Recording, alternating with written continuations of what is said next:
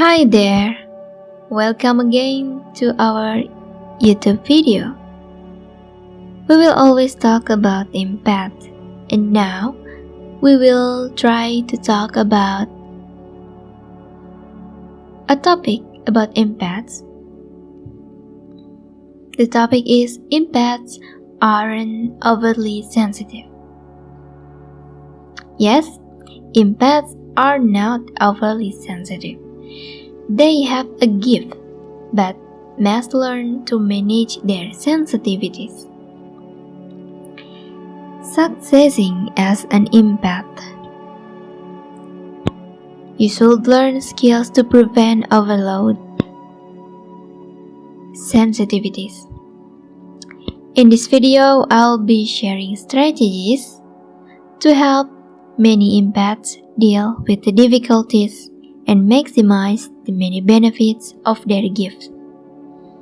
I encourage empaths to develop their sensitivities even more while remaining centered with them, despite the fact that society may criticize us for being too sensitive and advise us to toughen out.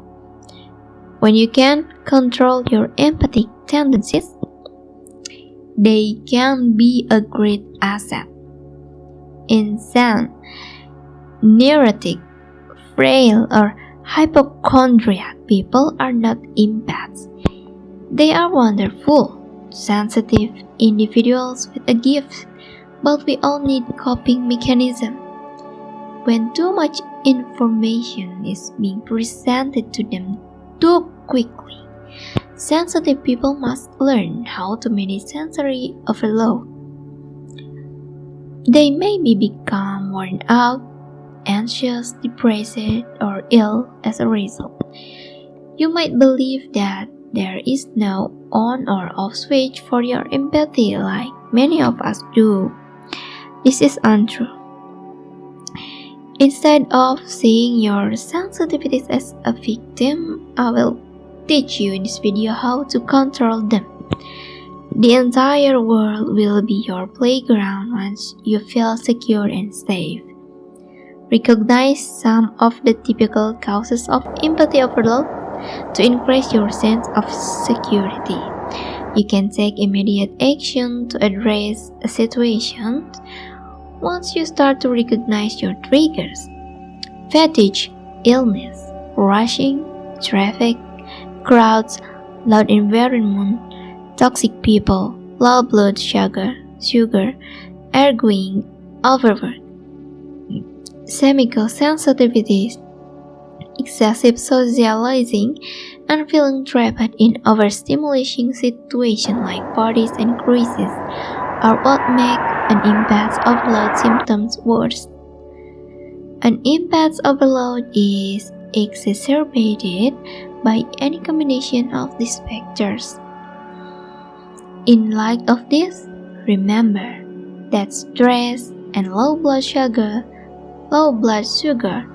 lead to drama and exhaustion. When we experience sensory overload, we need to slow everything down and unplug from all stimulation. So, what alleviates an empath's overload symptoms? I need nourishment from stillness when the intensity is at its peak, because I start to wilt and feel like a flower. To rebalance myself at a lower level of stimulation, I frequently withdraw to a room without noise or strong light and meditate or sit there. If my sensory overload is severe, I may need to spend a whole day or a weekend alone.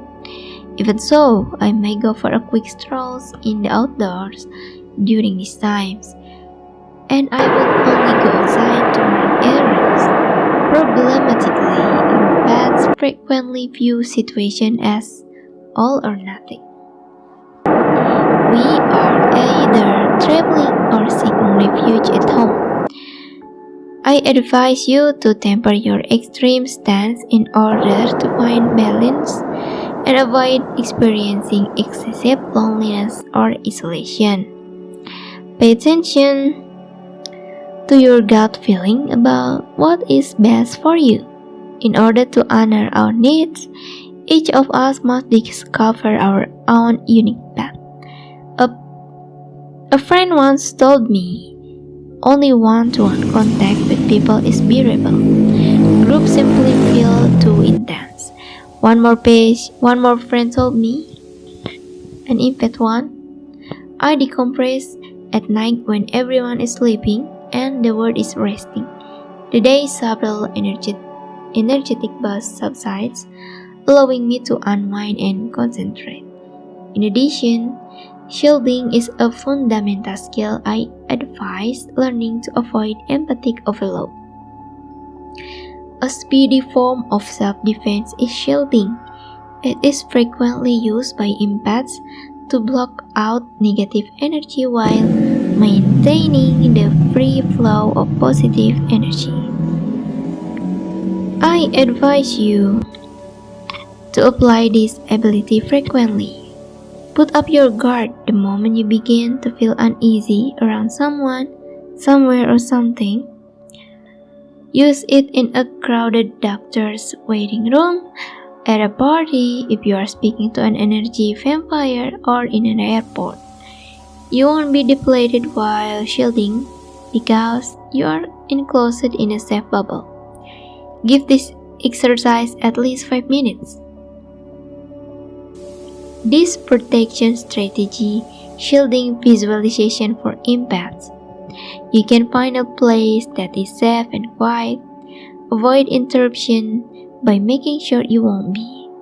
Find a comfortable position like sitting cross-legged on the floor or upright on a chair, and loosen your clothing. Start off by taking a few long, deep breaths. Inhale deeply, feeling every breath, and then exhale fully. Letting out a great exhalation, feel your connection to prana, the sacred life force, and the sensuality of your breath. Allow your thoughts to pass through your mind like clouds in the sky, coming back to your breath repeatedly to regain your equilibrium. From the bottom of your feet all the way up to the top of your head, sense an energy cure. Sense an energy core. This will keep your attention. So keep it there. Imagine a lovely shield of white or pink light completely encircling your body and extending a few inches beyond it while you are in this relaxed state. You are shielded from anything unfavorable, stressful, toxic, or intrusive by this shield.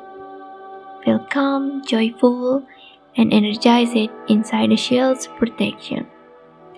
Despite the fact that the shield keeps out negativity, you can still sense what is loving and positive. Become accustomed to how your body feels like it is being shielded.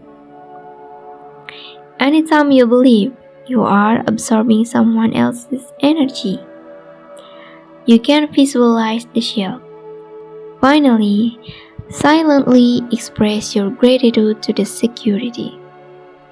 Open your eyes gradually after taking a long, deep breath in and out.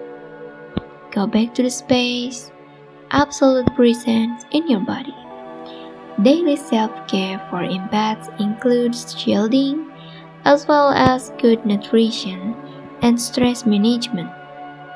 Actually, some actions are a balm for the body and the soul.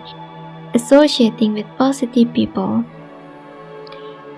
spending time in nature, submerging yourself in water to clear negative energy, meditating, exercising, and setting boundaries with energy vampires are a few of these. Empaths must regularly practice these types of self-care. I also strongly believe in the power of one's own rituals and meditations, such as the grounding meditation or prayer,